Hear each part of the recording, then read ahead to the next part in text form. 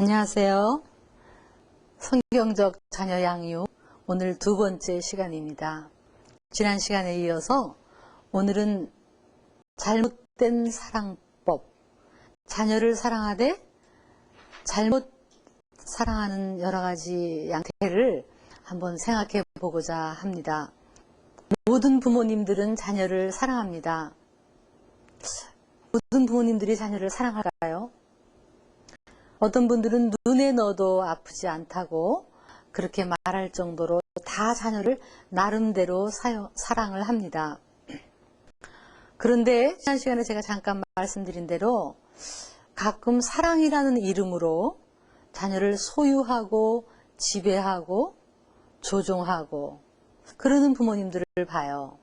또는 사랑이 이렇게 애착이 사랑이라고 생각하시는 분들이 계세요. 애착하고 집착하는 것이 사랑이다. 과연 그것이 사랑일까요? 저는 가끔 강아지 가게들이 있더라고요. 근데 그렇게 지나갔다 보면 강아지들을 막 노란 물 들이고 파란 물 들이고 리봉을 매고 막 그러고는 그 자녀를 안고 사랑해 사랑해 이러는 젊은 사람들을 봐요. 제가 이거 보면서 저게 사랑일까 이런 생각을 해봐요. 그건 어쩌면 나를 기쁘게 해주기 위해서 애착이랄까 뭐 소유한 걸까 아닐까 이런 생각이 들어요. 그거는 엄격한 의미에서 사랑이 아닌 게 아닐까 이런 생각을 해봐요. 저는 지금 성경적인 관점을 공부하고 있으니까요. 어쩌면 사랑이란 말만큼 그 단어가 많이 쓰이는 경우가 없어요. 사랑 뭐 드라마에도 많고 또 노래에도 사랑이란 말이 참 많이 쓰이지만 막상 정말 참 사랑은 없지 않을까 이런 생각을 해봅니다.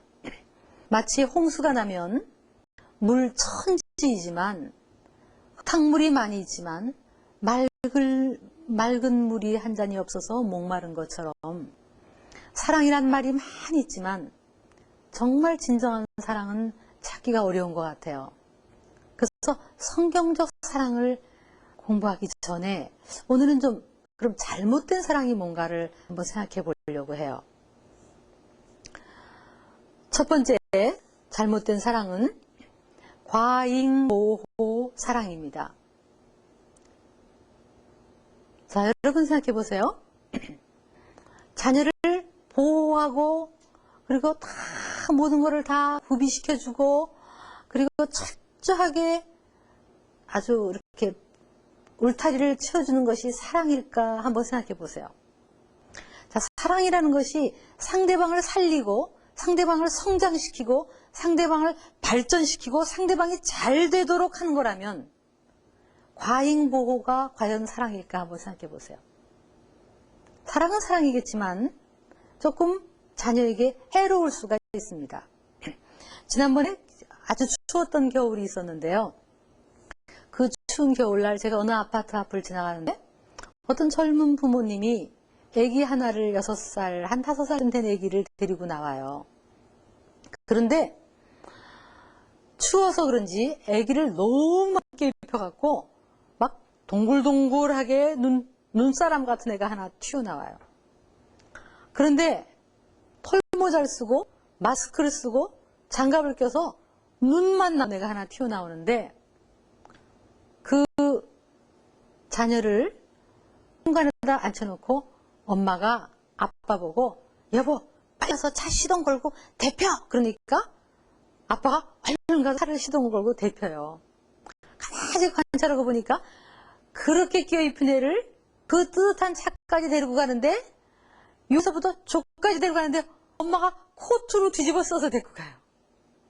제가 옆에서 보면서 참 사랑한다. 어떻게 생각하세요? 참 사랑한다고 생각하세요? 사랑하지요. 그러나 그 자녀가 만약에 추위에 약하고 감기 잘 걸리고 나약하고 온실 속에서 자라서 도무지 저항력이 없고 험한 세상 이겨내지 못한다면 부모님은 열심히 사랑했지만 그 자녀가 성장하고 발전하고 잘 되게 하는 데는 역부족이었죠. 그러니까 사랑도 지식을 따라 사랑을 해야 되는데 과잉보호는 어쩌면 참된 사랑이라고 볼 수가 없습니다. 여러분 자녀를 사랑한다면 좀 춥게 하시고, 여름이면 도를 걸어가게 하시고, 좀 무거운 것도 들게 하시고, 때로는 걸어가게 하시고, 좀 어려움에 노출되도록 하셔야 그 자녀가 강한 자녀가 될 수 있지 않겠습니까? 지난 시간에 말씀드린 대로 언젠가는 우리 품을 떠날 거예요. 언젠가는 우리가 계속 그 곁에 있지 않잖아요. 그러면 스스로 자기가 잘 살도록 해줘야 참된 사랑이 아니겠습니까? 어떤 분이 이런 얘기를 해요. 요즘 젊은 사람들이 직장에 들어가면 어느 과로 발령을 나길 원하십니까? 그러면 전부 핸드폰을 들고 나가서 엄마 어느 과로 가? 라고 다 묻는데요. 자기가 결정을 못 내린대요. 그 부모를 의존하는 거예요. 근데 또 엄마들은 좋아가지고 그 소리를 듣고 우리 아들은 그냥 나한테 뭐든지 다 의논해요. 몇 살인데요? 27인데 일일이 엄마한테 다 의논하면 잘못 키운 거죠. 그건 잘 키운 게 아니지요. 오히려 잘 키웠다면 엄마 내가 알아서 할게요. 어머니 제가 이제 알아서 하겠습니다. 염려 마십시오. 이렇게 해야 잘 키운 거죠. 그런데 너무 일일이 하라는 대로 한단 말이죠. 나를 의존하게 만든다는 거죠. 그것을 의존하게 만드는 것은 진정한 사랑이 아닌 것 같아요. 좀 어렵게 키우세요. 지난 겨울에 저희 하동대학교 학생들이 몽골에 한 30여 명이 단기 여행을 떠났어요. 필드 리서치라는 그런 프로그램을 통해서 교수님 한 분하고 같이 떠났어요. 그래서 제가 떠날 때 만난 적이 있는데 떠나보내고 나서 보니까 몽골이 너무너무 추워. 영하 40도가 됐었어요. 그래서 소들이 죽고 교통이 끊기고 식료품이 공급이 안 된다는 것이 텔레비에 나왔어요. 제가 굉장히 걱정이 됐어요. 큰일 났다. 우리 학생들 고생하겠다. 여학생들도 있는데 어떡하나 라는 생각이 들었어요. 그러나 한편으로 생각을 바꿔봤어요. 아니다. 이 추운 겨울에 서울에 남아서 한국에 남아서 뜨뜻한 아파트에서 뜨뜻한 차 마시면서 리모트 컨트롤러 텔레비를 보면서 편안하게 겨울을 지내는 젊은이들하고 이 추운 겨울 그 영하 40도의 추위에 몽골에 가서 엄청난 고생을 하고 온 학생들하고 누가 더 성장할 것인가, 누가 더 잘 것인가를 생각해 봤어요. 그렇게 생각하니까 마음이 편하더라고요. 여러분이 여러분 자녀를 사랑한다면 좀 장애자 시설에 가서 한 달에 한 번 그 어려운 처지를 보게 하고 좀 봉사하게 하고 좀 어렵게 키워보세요. 어떻게 그 자녀들이 무스를 바르고 노란물 들이고 빨간물 부리고 귀걸이를 달고 그러고 다니겠습니까? 그런 어려움 속에서 키우면 여러분 자녀 정신이 번쩍 나죠. 지금 많은 젊은이들이 있지만 고생을 많이 안 하기 때문에 문제가 되는 것 같아요. 우리 인간은 그런 것 같아요.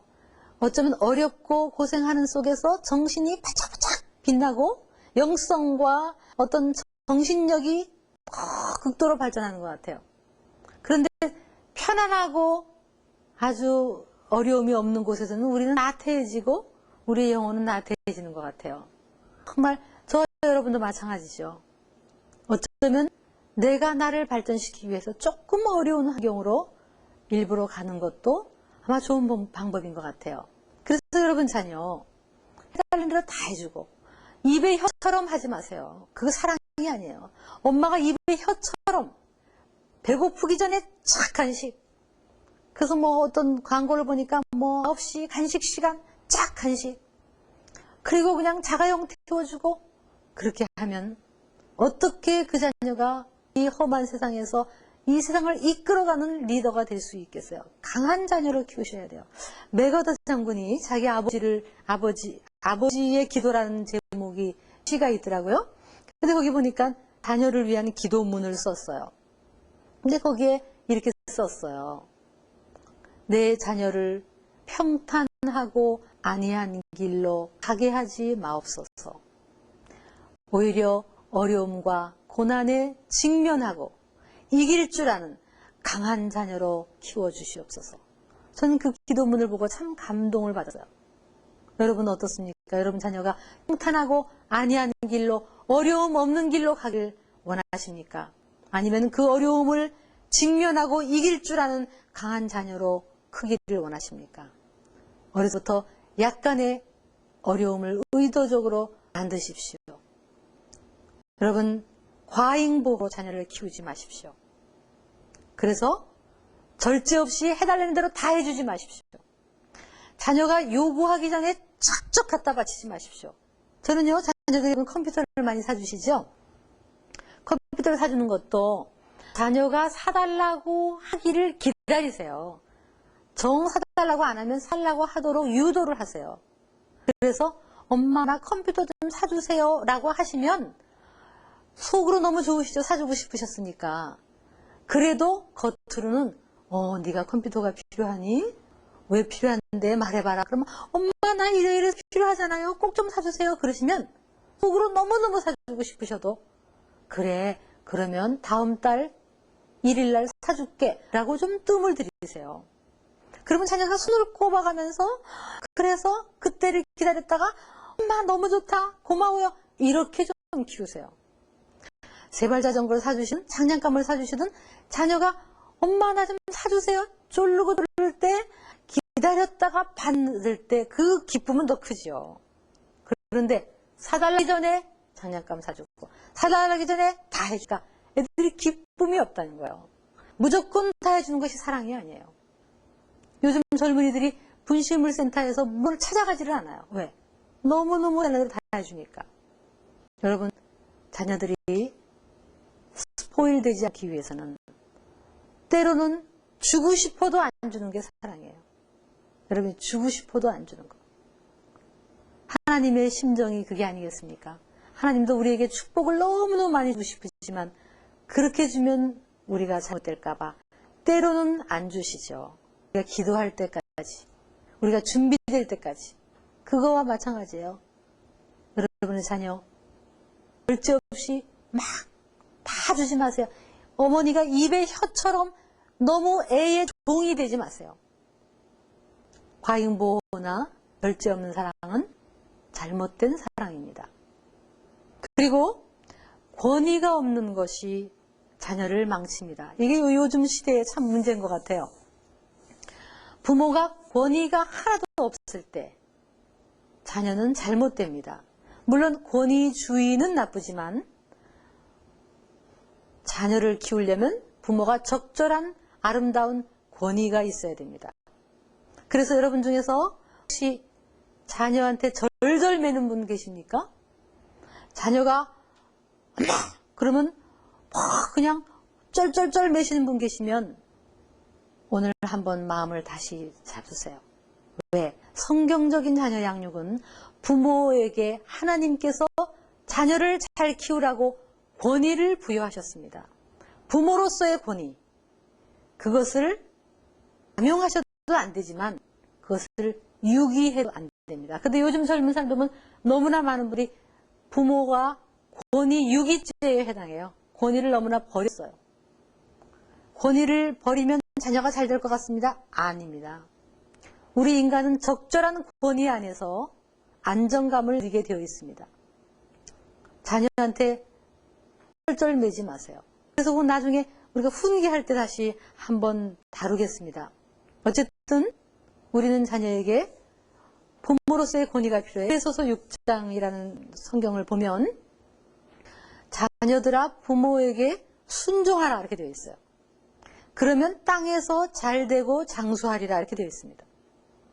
사실은 성경만큼 부모에게 순종하라는 것을 가르치는 그런 책도 없습니다.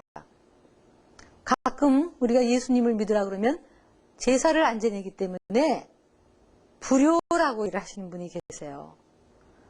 성경만큼 자녀가 부모에게 철저히 순종하라고 가르치는 것이 없어요. 십계명에도 있고 얼마나 많이 우리는 부모에게 공경하고 순종해야 됩니다. 그렇다면 여러분 자녀가 잘 되기를 원하시면 자녀가 나에게 순종하도록 하셔야 돼요.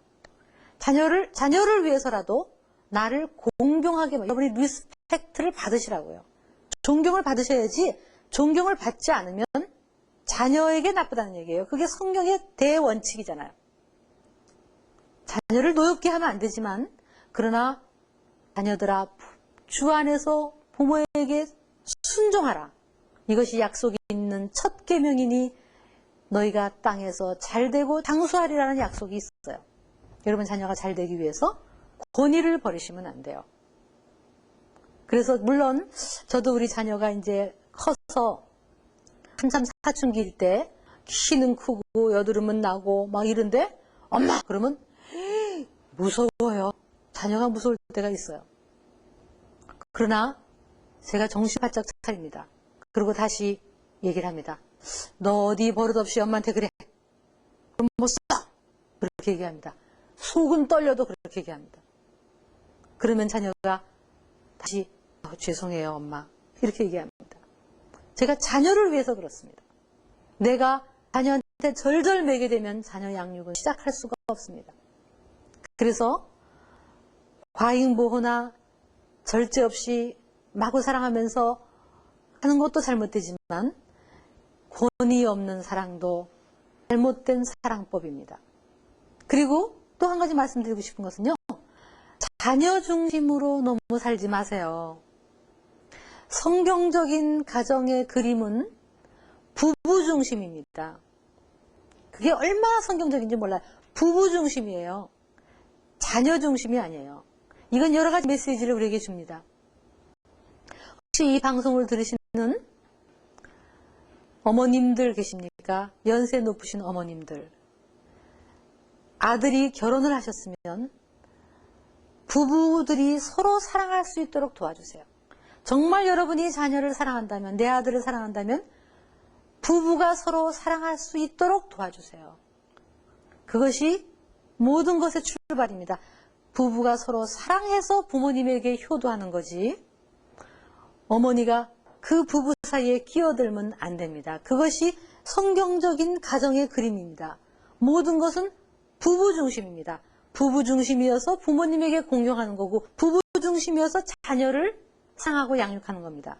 그런데 여러분들도 자녀를 키우면서 내 남편보다 내 아내보다 자녀가 앞서가는 것은 그것은 진정한 사랑이 아닙니다. 여러분 저는 많은 학생들을 만나는데 학생들이 이런 얘기를 해요. 나는 우리 아버지를 증오합니다. 왜냐하면 우리 아버지는 우리 엄마를 무시하기 때문입니다. 나는 우리 엄마가 싫어요. 왜냐하면 우리 엄마는 우리 아버지를 아주 사람들 앞에서 망신을 주고 아버지를 우습게 알아요. 많은 젊은이들이 오히려 나한테 잘하는 것보다도 부모님들끼리 서로 사는 모습을 보이는 것이 그들에겐 최대의 선물일 수가 있어요. 이게 성경의 그림이에요. 그런데 많은 젊은 부부들 보면 서로 사랑해서 신혼여행 갔다 와서 둘이 서로 자기 사랑하다가 자녀가 딱 나면 그 다음부터는 남편과 아내는 간 곳이 없고 완전히 자녀만 바라보게 돼요. 자녀 울면 부부가 싸우고 자녀가 밥 안 먹으면 숟가락 들고 온 데를 헤매면서 완전히 자녀 중심이 되어버려요. 그러면 자녀는 내가 왕이다 이렇게 돼버려요. 그때서부터 잘못되는 겁니다. 부부 중심이 돼야 돼요. 그래서 성경적 자녀 양육은 자녀 중심이 아니라 부부 중심이 돼야 돼요. 여러분 과일을 하나씩 쳐도 애부터 주지 마세요. 아빠 먼저 갖다 드리렴 접시에 담아서 자녀에게 아빠를 갖다 드리게 하고 한번 줘보세요. 그럴 때 그 자녀에게 줬습니다. 혹시 이 방송을 들으시는 남편 여러분, 밥을 먹을 때, 식사를 할 때 여러분이 엄마도 와서 드시라고 해라. 그리고 엄마를 앉히세요. 그리고 무거운 게 있으면 엄마 거 들어드리자. 그리고 음식도 엄마가 수고하셔서 우리가 맛있는 걸 먹는다. 감사합니다. 이렇게 한번 해보세요. 그것이 내 자녀 양육입니다. 자녀 앞에서 부인을, 엄마를, 아내를 무시하지 마세요. 친척들 앞에서 아내를 무시하지 마세요. 그것은 자녀 양육의 아예 기초가 잘못되는 겁니다. 서로 자녀들 앞에서 존경하고 사랑하는 모습을 보이십시오. 부부 중심이 되셔야 됩니다. 완벽주의 사랑이라는 것이 있어요. 완벽주의라는 얘기 들어보셨습니까? 이게 자녀에게 얼마나 많은 상처를 주는지 몰라요. 이건 좀 설명이 필요한데요. 자, 제가 첫날 뭐라고 그랬냐면 우리도 모르게 우리는 유교적 크리스찬이 되고 있다. 주일날 예배드리고 집에 가서 사는 거는 성경적으로 살지 않고 부모님이 한 대로 아니면 옛날 문화대로 유교적인 문화가 우리 삶 속에 너무 많아서 삶과 이 신앙이 일치하지 않는다라는 말씀을 드렸어요. 근데 그 대표적인 것이 완벽주의예요. 완벽주의와 유교적인 아주 태도의 대표적인 거예요. 자, 완벽주의가 뭔지 한번 설명을 드려볼게요. 완벽주의는 여러분의 자녀가 잘하고 있는 것도 있어요. 이미 잘하고 있는 거. 잘하고 있는 것들은 속으로만 흐뭇해해요. 말 안 해요. 그리고 말로는 뭐라고 얘기하냐면 좀 더 잘해라. 너 요거 틀렸잖니. 조금 더 잘해라. 더욱 노력해라. 계속 그러는 거예요. 성적표를 받아오면 옳은 것은 속으로 가만히 있고 너 요게 떨어졌구나. 요거 좀 더 열심히 해야 되겠다. 방을 치웠는데 내 딴에는 치웠는데 더 깨끗이 치워라. 그러니까 이미 잘한 것에 대한 인정이 없고 계속해서 좀 더 잘해라 좀 더 잘해라고 말하는 부모. 이것이 완벽주의예요. 이게 주위에서 많이 볼 수가 있어요. 자녀가 그림을 딱 그려 갖고 왔어요. 그림은 그림을 보고 완벽주의 부모는 어느 한 구석을 가르칩니다. 가르치고 예, 여기가 좀 잘못 그렸구나 라고 말을 해요. 이미 잘 그린 것에 대해서는 얘기를 안 해요. 여러분 어떻습니까? 자녀가 30등 하면 뭐라고 하시나요? 좀 더 잘해라 이렇게 하시죠? 그런데 그 자녀가 20등을 했어요. 그럼 여러분 뭐라고 그러시나요? 참 잘했다. 그동안 참 수고했다. 그러십니까? 아니면 더욱더 잘해라. 그러시겠죠? 자, 20등 했어요? 10등 했어요. 집단에는 했잖아요. 10등까지 오르는 게 쉽습니까? 10등 했어요. 그랬을 때 부모님 뭐라 그러십니까? 정말 잘했다. 네가 노력하니까 됐잖아. 그러십니까? 안 그러시죠? 뭐라 그러나요? 조금만 더 해라. 그러죠?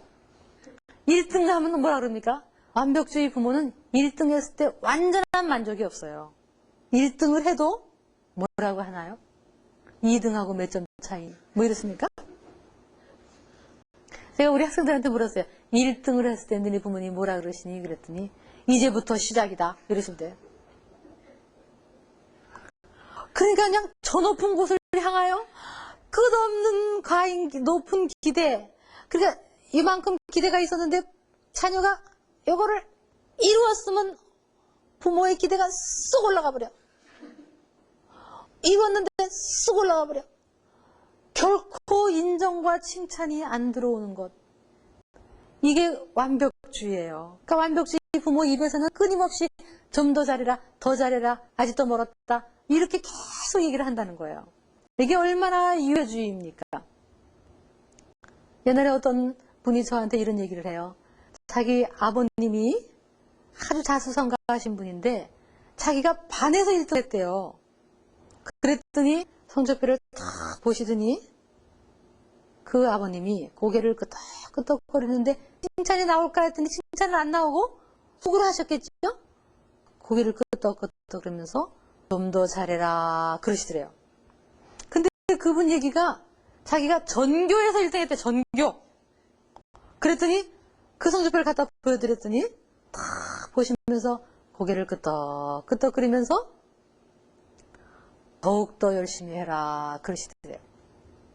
근데 그분 얘기가 전국 모의고사에서 1등을 하셨대요. 전국. 근데 그날 성적표를 탁 갖다 드렸대요. 그랬더니 그 아버님이 고개를 끄덕끄덕거리시면서 그래 그러시더니 남자는 운동도 잘해야 된다 이러시더래요. 그러면서 지금은 그분이 정말 나이가 50이 넘으신 분이 저한테 하는 얘기가 그때의 좌절이 지금도 생각난대요. 결코 인정하지 않는, 결코 만족해하지 않는 부모, 이게 완벽주의예요. 여러분은 어떻습니까? 저희 학생 하나가 저한테 제 수업 시간에 과제를 써냈는데 그 부모에 대한 이야기를 이제 쓰게 했어요. 그랬더니 이런 글을 썼어요. 자기 아버지가 아빠가 두 얼굴을 갖고 계시대요. 얼굴이 둘이 돼요. 맏아들인 자기를 보는 얼굴하고 막내인 자기 여동생을 보는 얼굴하고 완전히 다르대요. 맏아들인 자기를 보는 얼굴은 약간 욕심그릇이신데요. 못마땅해서. 찡그리시고 항상 혀를 차신대요. 그리고 늘 하시는 말씀이 너는 그것밖에 안 되니? 정말 왜 그것밖에 안 되니? 그러면서 늘 뭔가 내 기대에 못 미친단 말이야. 왜? 맏아들에게 기대가 더 커. 맏이한테 그렇게 기대가 더 크죠? 그래서 늘 못마땅해. 그러니까 이 아들은 항상 아버지 마음에 나는 안 차는 아들, 이런 생각을 갖고 있었던 거예요. 그래서 너무 인정받고 싶은 욕구에 아주 시달리고 있는데 이상하게 막내인 그 여동생한테는요, 아빠가 너무 편하대. 얼굴이 항상 웃고 그 아이는 10개를 못하다가 한 번 막 칭찬을 하신대요. 자기는 10개를 잘하다가 한 번을 못해도 겁봐라 그러신대요. 그러니까 늘 아버지 사랑에 인정에 목마른 거예요. 아빠가 테레비를 보고 웃고 랄랄라 하고 있다가도 자기가 물 먹으러 나오면 인상이 딱 굳어지신대. 아버지가 너 왜 왔다 갔다 해? 들어서 공부하라고 그러신대. 그러다 늘 주눅이 들어서 집에서 눈치 보면서 있는 거예요. 밑에 있는 점점 더 기가 나서 잘하는, 자기는 주눅이 들어 점점 더 실수하는 거야. 그런데 이 학생이 써낸 글에는 어느 날 자기가 갑자기 성적이 확 뛰어올랐대요. 그래서 너무너무 성적이 올랐대요. 모의고사에서. 그래서 그날은 아버지를 기다렸대요. 아빠가 들어오시길 기다렸대요. 그래서 아빠가 들어오시자마자 탁 쫓아가서 문을 열었대요. 아빠가 들어오시면서 아들이 문을 여니까 착 얼굴을 찡그리면서 야 임마 공부 안 하고 왜 왔다 갔다 해 그러시더래요. 그런데도 아빠 내가 성적이 많이 올랐어요. 그랬더니 성적표를 이러고 보시더래요. 보시더니 아주 5등 안에 들은 거예요. 너무 많이 오른 거예요. 그런데 그 성적표를 아빠가 휙 하고 던지시더래요. 그러면서 하시는 말씀이 야 임마 너 그 성적 가지고 서울에 있는 대학에는 할 줄 알아? 좀 더 열심히 해! 에휴. 그러면서 혀를 탁탁탁 차시더래. 근데 그 학생이 써낸 글에는 이렇게 썼어요. 그 순간 내 마음 깊은 데서는 분노가 치밀어 왔다. 그리고 나는 결심했다. 다시는 공부 안 하리라고. 그리고 그때서부터 나는 아빠가 싫어하는 일만 골라서 하는 내 자신의 모습을 발견했다. 이렇게 썼어요. 여러분 자녀가 분노하고 있는 거 알고 계세요? 결코 인정하지 않는 그런 부모, 결코 칭찬하지 않는 부모, 내 딴에는 했는데 결코 칭찬하지 않는 그런 것이 바로 완벽주의예요. 이게 우리의 삶 속에 얼마나 많이 스며 있는지 몰라요. 왜? 우리가 우리 부모에게서 그렇게 받았거든요. 제가 재밌는 얘기 하나 해드릴게요. 저희 남편이 팔남매 맏아들이에요. 그러니까 우리 시아버님을 통해서 그 아버님을 통해서 얼마나 많은 기대를 받았겠어요.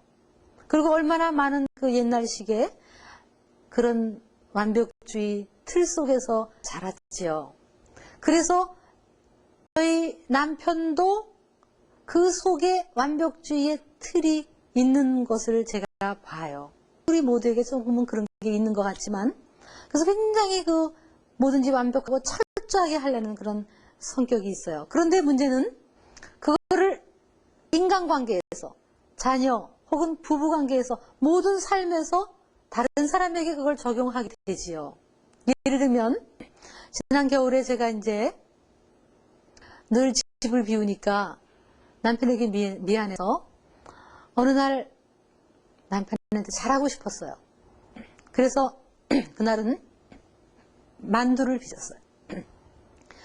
제가 만두를 맛있게 빚었어요. 하루 종일 고기를 다지고 뭐 사태를 삶아가지고 찢어서 아주 예쁘게 만두를 빚어서 저녁에 남편이 들어올 때쯤 해서 사기 그릇에 탁 담아서 그 육수에다 만두를 만들어서 파를 뿌리고 김을 뿌리고 고기를 찢어서 놨어요. 그리고 은숟가락을 넣고 내가 모처럼 좀 아주 예쁘게 테이블을 차렸어요. 그 남편이 탁 왔을 때 내가 여보 내가 만두를 만들었어요. 당신 좀 들어보세요. 만두 좋아하지요? 그랬더니 이제 탁 앉았어요. 그런데 이러고 쳐다보고 있어. 그래서 옆에 있다가 예쁘죠? 내가 오늘 네프킨도 넣고 예쁘게 했잖아요. 예쁘잖아요. 그랬더니 남편이 이러고 들여다보더니 제가 거기다 김도 뿌리고 파도 뿌리고 다 뿌렸는데 하는 말이 계란 지단이 빠졌다. 이러는 거예요. 계란 지단이 빠진 그 하나를 찾아요. 그래서 제가 전 굉장히 실망이 됐지만 좋다. 그러고 가서 계란 지단을 만들어가지고 다시 갖다 이렇게 갖다 놨어요. 그런데 정말 칭찬이 안 나오는 거예요. 왜 속으로 칭찬이 없겠어요. 근데 나는 칭찬을 기다리는데 칭찬이 안 나와요. 근데 열심히 땀을 흘리면서 맛있게 들었어요. 그래서 제가 옆에 있다가 맛있죠? 잘 만들었죠? 맛있죠? 라고 자꾸 물었어요. 그랬더니 열심히 먹으면서 하는 말이 근데 만두 사이즈가 너무 크다 이러는 거예요. 여러분 한번 맞춰보세요. 제가 나이가 50이 넘어도 어떤 마음이 들었을까요? 더 이상 하고 싶지 않은 마음이 생긴다는 거예요. 그러니까 여러분의 눈은 끊임없이 지적하는 손가락, 끊임없이 잘못을 찾고 끊임없이 더 잘해야 될 것을 찾는 그런 시선을 가지고 있어요. 우리 하나님이 여러분이 뭔가를 잘못한 것을 찾고 계시는 걸로 생각하십니까? 여러분, 우리가 그렇게 완벽주의 부모에게서 자라면요, 하나님도 그러신 분인 줄 알아요. 그래서 하나님도 우리를 보고 그러시는 줄 아세요. 한번 생각해보세요. 여러분이 한번 솔직하게 가슴에 손을 얹고 한번 생각해보세요. 자, 한번 묵상하면서 눈을 감고 하나님이 나를 보고 어떻게 생각하실까 한번 생각해보세요.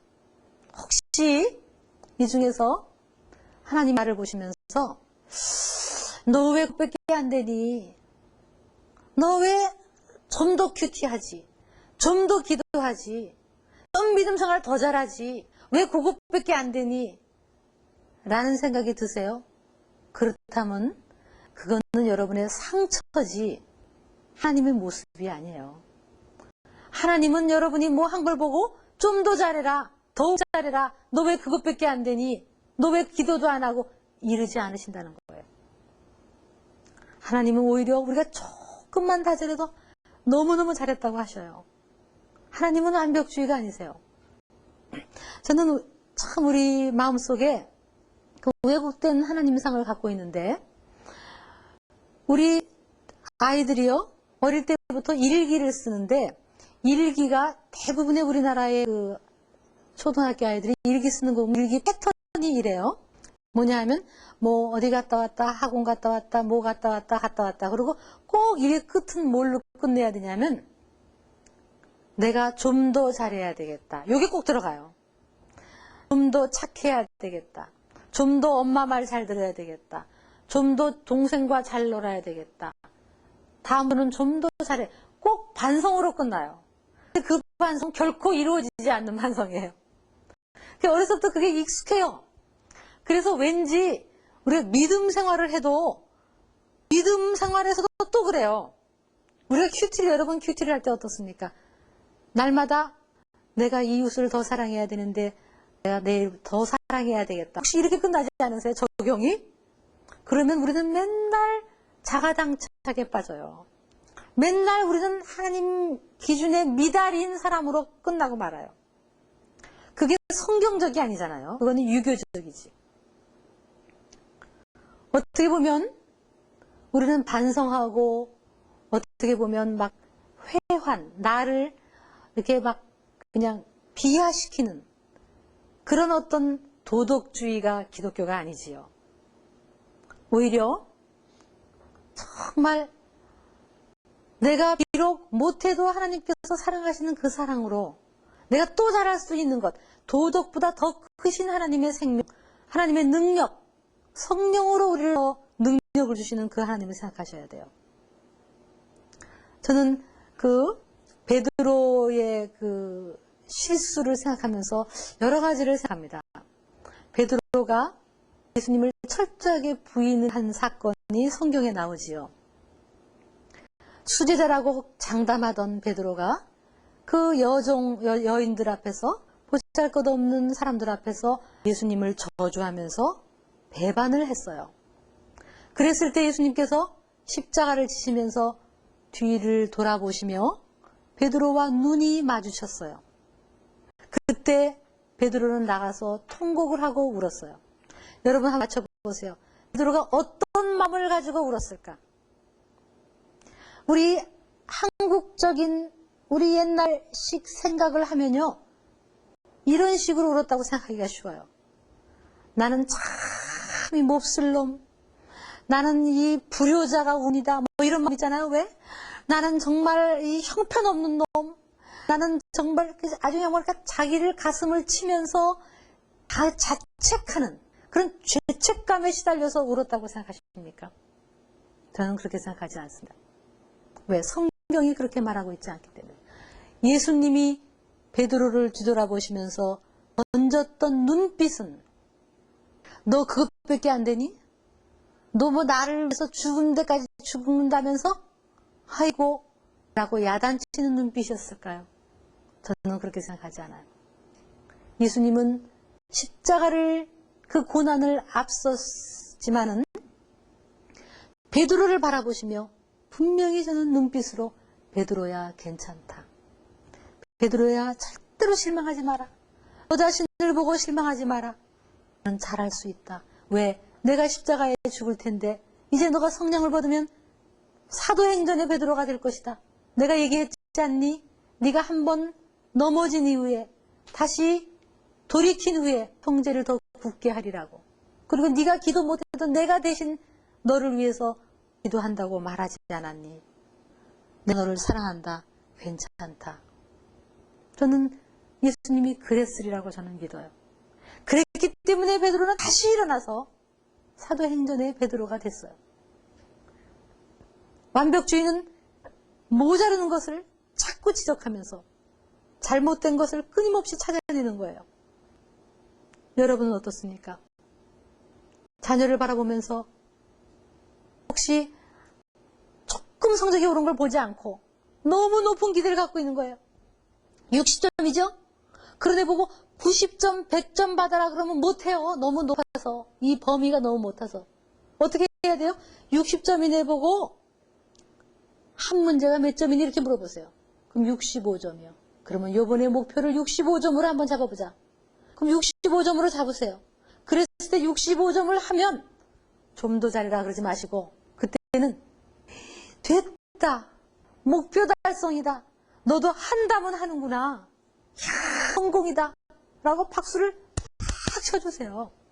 그러면 성공감을 경험해요. 나도 하니까 되는구나. 성공했다. 성공감을 경험하면 이 성공감은 더 하고 싶은 동기부여를 주는 거예요. 그 다음에 한 며칠 지난 다음에 딱 칭찬 한참 하고 며칠쯤 지난 다음에 다음 목표를 몇 점 잡을래? 그럼 70점이요. 그러면 또 그 작은 목표를 이룰 수 있도록 도와주세요. 설사 그게 안 되면 노력한 것을 칭찬해 주세요. 그러면 어느샌가 90점까지 가는 거예요. 그런데 60점인 자녀 보고 90점을 목표로 해서 65점이 돼도 아직도 멀었다. 더 잘해라. 70점 더 잘해라. 그것까지 되겠니? 이러면 성공감 대신 좌절감, 성공감 대신 나는 해도 안 되는구나 하는 실패감. 그런 실패감은 동기부여를 탁 꺾어버리는 거예요. 그러니까 인정하지 않고 칭찬하지 않는 완벽주의는 자녀로 하여금 분노하게 만들고 자녀가 오히려 더 높은 곳을 향해서 나아가지 못하게 만드는 독특한 성격을 가지고 있어요. 완벽주의는 사랑법에 틀린 사랑법이에요. 잘못된 사랑법입니다. 한번 정리를 해볼까요? 과잉보호사랑, 절제 없이 마구 사랑하는 것, 그리고 권위 없는 사랑, 자중심 사랑, 그리고 완벽주의는 잘못된 사랑법입니다. 마지막으로 조건부 사랑이라는 것이 있습니다. 그것은 잘못된 사랑법입니다. 조건부 사랑. 자, 우리가 이게 얼마나 익숙해 있는지 몰라요. 왜냐하면 성경적인 삶이 아니기 때문에 그래요. 성경에서는 조건 없는 사랑을 얘기하고 있는데도 불구하고 우리는 여전히 삶 속에서, 가정 속에서 믿는 사람이라 할지라도 조건부 사랑을 하고 있어요. 한번 여러분이 조건부 사랑을 하나하나 한번 보세요. 자, 제가 해볼게요. 어머, 세수했어? 아유, 세수했어. 예뻐라. 뽀뽀뽀뽀. 자, 조건이 들어갑니까? 안 들어갑니까? 세수하니까 예쁜 거예요. 조건이 들어갔죠? 머리 땄어. 여보, 여보, 우리 새끼 머리 따니까 더 예쁘다. 아이고, 예뻐라. 내가 머리를 따니까 엄마, 아빠가 나를 더 예뻐하는구나. 조건부 사랑이에요. 받아쓰기 다 맞았어. 어구, 내 새끼, 내 새끼, 어이구, 사랑해. 받아쓰기 다 맞으니까 더 사랑해. 또 이런 거 있죠. 말 잘 들어야지 엄마가 예쁘다 그러지. 말 잘 들으면 더 예뻐해요. 그렇게 밥 잘 안 먹으면 엄마가 미워할 거야? 밥 안 먹으면 엄마가 미워해요. 그러니까 사랑이라는 걸 가지고 조건으로 자녀를 조종을 하고 있는 거예요. 여러분이 그렇게 하십니까? 안 하십니까? 한번 하는지 안 하는지 테스트해보는 방법이 있어요. 오늘 어린 자녀가 가만히 있을 때 혹은 텔레비를 볼 때 아니면 놀 때 공부할 때 하면 안 돼요. 놀 때 괜히 부르세요. 주영아, 괜히 부르세요. 부르고는 아빠가 너 사랑한다. 엄마가 너 사랑한다. 그냥 괜히 그래 보세요. 그래서 그 주영이가 엄마 왜? 아빠 왜? 그렇게 묻는다면 여러분의 자녀도 조건부 사랑에 익숙해 있는 겁니다. 왜? 말 잘 들으니까. 왜? 공부 잘하니까. 그래야만 내가 더 사랑을 주는 거야. 사랑을 가지고 흥정을 하는 거예요. 네 모습 그대로 사랑하는 게 아니고 우리가 뭘 잘해야만 사랑하는 거에 우리가 너무 익숙했단 말이에요. 심지어는 교회에서도 그래요. 잘하면 딱지 막 붙여줘. 별 붙여줘. 우리가 잘 생각해 봐야 돼. 이것이 성경적인가. 조건부 사랑은 자녀에게 상처를 줍니다. 하나님의 사랑은 조건부 사랑이 아니기 때문에 그래요. 여러분 어떤 사랑으로 자녀를 사랑하십니까? 심하게 조건부 사랑을 하면 자녀는 큰 상처를 받아서 나중에 나이가 들어서 우리를 떠나고 나서도 왠지 누구에게 사랑받으려고 무던히 노력하고 굉장히 애를 쓰고 선물을 갖다 주고 빵을 갖다 주고 조건을 만족하려고 노력하는 힘든 자녀가 돼요. 그런 사람은 나중에 결혼해도 이 다음에 커서 어른들하고의 대인관계에서 부부관계에 있어서도 왠지 내가 그냥 사랑받는다는 조건이 없기 때문에 끊임없이 사랑받으려고 노력하는 사람이 돼요. 완벽주의로 자란 사람들은 스스로도 그래요. 나는 내가 마음에 안 들어. 나는 왜 이것밖에 안 돼. 스스로 그런 사람이 돼요. 조건부 사랑에 익숙한 사람은 왠지 사람을 사랑으로 혹은 인정으로 계속 이렇게 조종하려고 하는 성품이 생기게 돼요. 조건부 사랑은 자녀를 망쳐요. 저는 많은 젊은이들을 만납니다. 부모님들이 사랑이라는 것 가지고 자녀를 조건으로 흥정했기 때문에 이 자녀가 지금도 대인관계에 있어서 누군가가 나를 사랑하려면 내가 이런 조건에 맞아야 된다는 생각 때문에 굉장히 힘든 심리 상태를 가지고 있는 많은 사람들을 봅니다. 여러분은 어떻습니까? 조건부 사랑을 하지 않습니까? 제가 한번 어느 교회 갔더니 어떤 유치부 선생님 한 분이 유치부 아이들을 가르치고 있어요. 제가 관찰을 했어요. 그랬더니 유치부 선생님이 이렇게 애들을 가르치고 있어요. 저기 친구 꽃 있는 어린이 착해요? 미워요? 미워요. 예수님이 예뻐할까요? 미워할까요? 미워해요. 이렇게 가르치고 있어요. 거짓말하면 예수님이 미워하지요? 엄마 말 잘 들으면 예수님이 예뻐하지요? 이렇게 가르치고 있어요. 제가 그 선생님 참 수고하고 애쓰고 계시지만 제가 뒤에서 보면서 이런 생각이 들었어요. 와, 저 선생님은 지금 교회 안에서 성경을 가르치고 있지 않구나. 교회 안에서 다른 종교를 가르치고 있구나. 내가 열심히 노력하면 복받고 열심히 애쓰면 극락가고 열심히 적선하고 수고해야만 어떤 조건에 맞아서 천국을 간다는 다른 종교를 가르치고 있는 거예요. 우리가 얼마나 생각이 틀렸는지 몰라요. 오히려 뭐라고 해야 될까? 친구를 때리면 친구가 밉지요? 선생님도 친구가 미울 때가 있어요. 그러면서 기도를 이렇게 해줘야 돼요. 예수님, 제가 친구가 미워요. 그런데 미워해도 나를 사랑하시니 감사합니다. 내가 친구가 미운데도 거짓말을 하는데도 그래도 사랑하시니 감사합니다. 이제 친구가 미워하지 않도록 도와주세요, 예수님. 그렇게 기도해야죠. 여러분의 자녀가 뭘 잘하면 받아주고 못하면 거부하지 마세요. 그것은 잘못된 사랑입니다. 이제 오늘 성경적 자녀 양육의 두 번째 강의, 잘못된 사랑법, 한번 마지막으로 정리를 하겠습니다.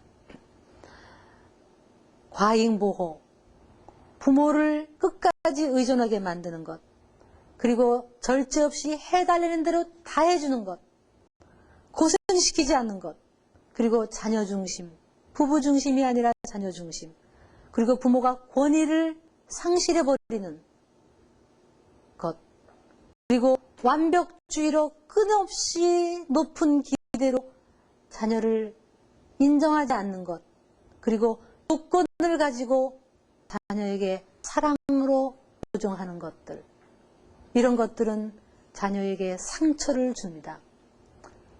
그래서 이런 사랑은 잘못된 사랑법입니다. 여러분 기대하십시오. 다음 세 번째 강의는 그렇다면 어떻게 사랑하는 것이 올바른 사랑이고 성경적 사랑이고 자녀를 살릴 수 있을까? 우리 사랑의 방법을 구체적으로 나누어 보겠습니다.